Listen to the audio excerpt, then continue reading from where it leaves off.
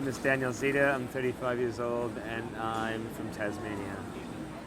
My personal role has turned into kind of a firefighter. I go from working group to working group and find the most pressing, urgent problems and put all of my energy into them. Food is a crucial one, comfort, security, finance, media.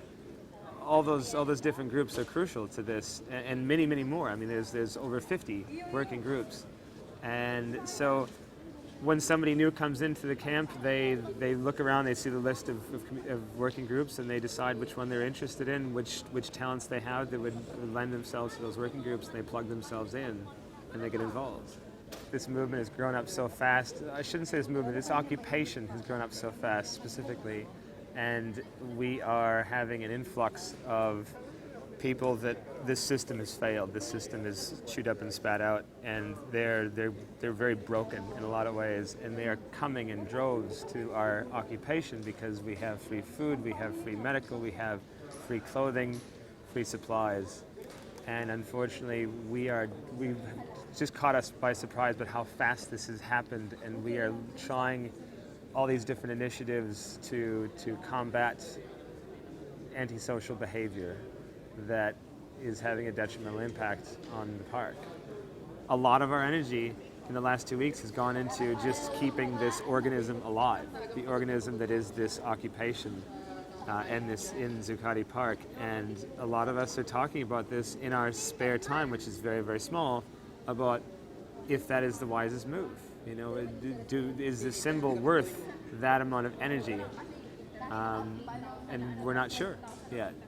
If this occupation in this particular park fails and this movement subsequently fails, then the movement didn't have much steam in the first place. But I really believe that this is just a symbol, and if it gets wiped out tomorrow, that the movement is strong enough where it will continue.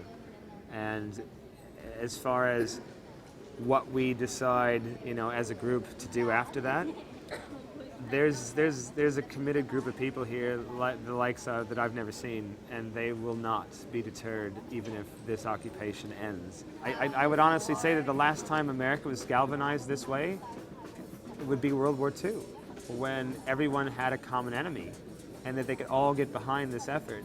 And in this instance, I would say that corporate greed and political co-option that the corporations have involved themselves with, and the corruption in the government, that is the same in my mind as what we were facing then. It's an imminent threat to our democracy and to our human rights, and the fact that we can all get behind that is very powerful.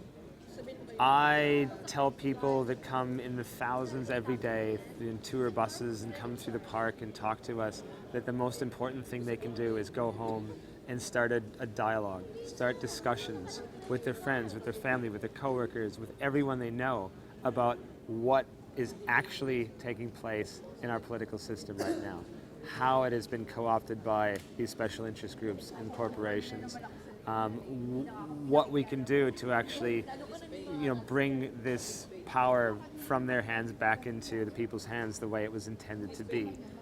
That right there is the most important thing that anyone can do in this country, is to just start talking.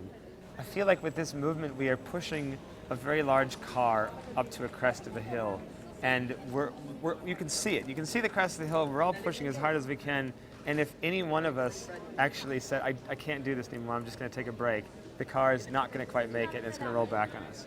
So I'm just going to keep pushing. And when it gets to the crest and it starts rolling down, then I'll take a break. This is too important for me to take a break.